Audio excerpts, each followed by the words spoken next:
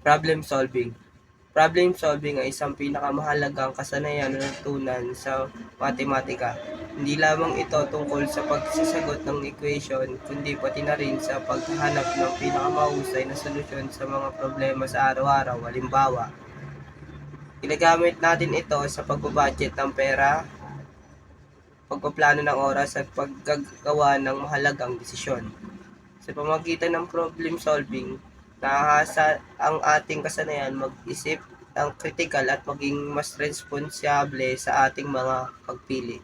Propositions and logical cognitives. Logic helps us think clearly by breaking ideas into simple parts. The two main parts are propositions and logical cognitives. A proposition is a statement that is either true or false, but not both. For example, Quezon City is in Metro Manila is true, and 5 plus 3 is equal 7 is false. Both are propositions. Logical cognitives. Logical cognitives join two or more propositions to form new statements. Here are the three examples: negation, conjunction, and disjunction. Example, negation. This reverses the truth value. If P is equals and has a favor, then P is equals and does not have a favor. Proposition give us clear true-false statements, and logical connectives let us combine them to express complex ideas. These concepts are used in math, computer science, law, and daily decisions. Learning them help us reason better and avoid mistakes in thinking. Ano nga ba ang Voronoi pattern? Ang Voronoi pattern ito ay isang matematikal na ayos na inahati ang espasyo ayon sa lapit sa isang punto. Makikita ito sa kalikasan tulad ng balat ng giraffe o pakpak ng tutubi. At kung paano naman ito ginagamit sa totoong buhay. Ito ay ginagamit sa pagpaplano ng serbisyo sa komunidad, paglalagay ng istasyon ng signal, maging sa pag-aaral ng kalikasan para mas maunawa natin kung paano gumagana ang ating paligid. Inductive reasoning and deductive reasoning. Una natin papaliwanag ang inductive reasoning. Ito ay paraan ng pag-iisip kung saan mula sa mga partikular na halimbawa o obserbasyon, makakabuo ka ng pangkalahatang konklusyon o hula sa madaling salita mula sa tiyak na patungo sa pangkalahatan. Paano naman ginagamit sa totoong buhay? Sa pang-araw-araw na hula, kapag napansin mong umuulan, mabigat ang daloy ng trapiko at dahil dito na pagdidesisyonan mong aalis ka ng maaga para kapag umulan, hindi ka malilate sa klase o sa trabaho. Pangalawa naman ay deductive reasoning. Ito ay kabaligtaran ng una. Mula sa tinatanggap ng pangkalahatang katotohanan tuntunin, makakabuo ka ng tiyak at siguradong konklusyon. Ito ay logical at hindi lang nakabase sa hula. Paano naman ito ginagamit sa totoong buhay? Sa pagsunod ng mga patakaran, pangkalahatang tuntunin gaya ng bawal tumawid sa kalsada kapag pula ang ilaw. Tiyak na konklusyon, dahil pula ang ilaw ngayon, hihinto muna ako at hindi ako tatawid. Good day everyone. My topics is about sets and how they are useful in our daily lives.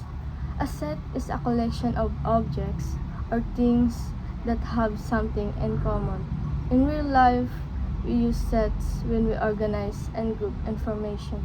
For example, in a classroom, we can make a set of students who like math and another set of students who like English. By comparing these sets, we can see which students have the same interests. Another example is when shopping. We can group products into different sets such as clothes, food, or school supplies. This helps us to find and organize the things we need easily. Sets are also used in technology where computers use sets to arrange and manage data. And lastly, sets are important because they help us to organize, compare, and understand information in a simple way. Even though many may not notice it, but we use sets in many parts of our daily lives. Thank you. Statistics. Ano nga ba ang statistics? Ang statistics ay tumutulong sa pagkolekta, pagsusuri at interpretasyon ng datos. Madalas itong ginagamit sa surveys, research, negosyo at pamahalaan. Halimbawa, ginagamit ito upang malaman ang bilang ng mga taong sumasang-ayon sa isang issue upang masukat ang performance ng isang kumpanya. Sa pamamagitan ng statistics, nakagagawa tayo ng mga desisyong nakabatay sa datos at hindi lamang sa hula. Ang lohika o logic ay isang mahalagang konsepto sa matematika sa modernong panahon. sapagkat ito ay tumutulong sa tao na makapag-isip ng malinaw, magsuri ng mga sitwasyon at gumawa ng mga tamang desisyon. Sa pang-araw-araw na buhay, ginagamit ang lohika sa paglutas ng mga problema at pagsusuri ng impormasyon bago magpasya. Halimbawa, gumagamit tayo ng lohika sa pagpili ng mga bibilhin, pagpaplano ng ating mga gagawin, at paghahanap ng pinakamainam na solusyon sa isang suliranin.